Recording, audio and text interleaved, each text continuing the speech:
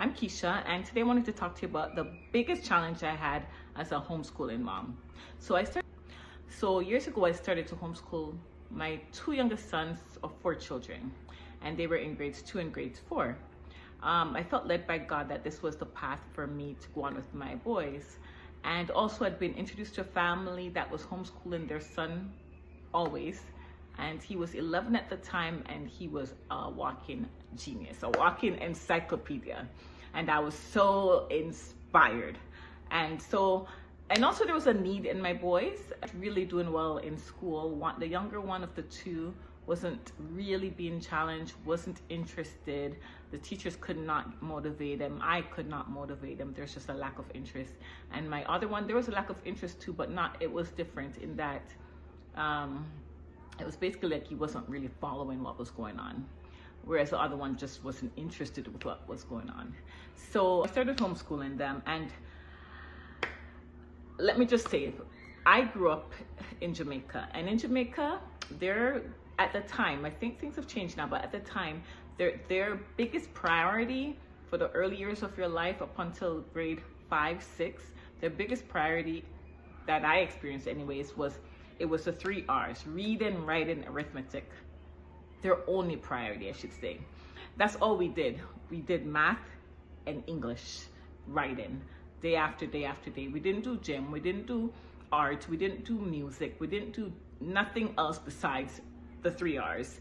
And though when I got to the higher grades, I was exposed to more, but because of where I ranked in my test levels, it was still very much academics, just open up the doors to more subjects. Now we're doing history, and we're doing physics and chemistry and languages, but never explored anything on a creative level.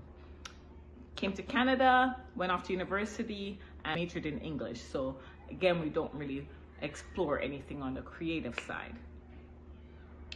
And so when I started to homeschool my boys, excited that I'm gonna pour into them all that was poured into me, and I realized it wasn't that simple.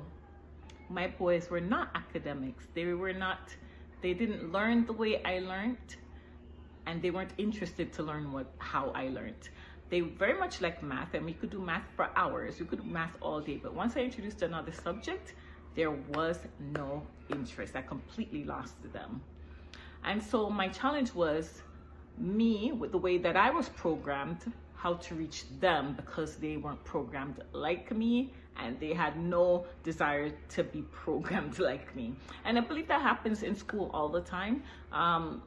Yes, we've gotten better, and Canada's system is different from Jamaica's, but we recognize that children learn different ways and have different interests even. And over the years, that was my challenge: how to introduce them to material that would interest and challenge them. You might hear in the background some children screaming. I actually have a school right by me, and they're on recess. My encouragement is to just learn your child, learn your children.